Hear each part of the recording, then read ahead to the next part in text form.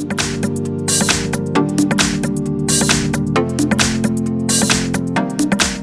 I have Lenovo Vibe P1 and let me show you how to change wallpaper on the following device. At the very beginning, let's start by using the home screen. Let's use the apps icon. Here you need to find and select the settings.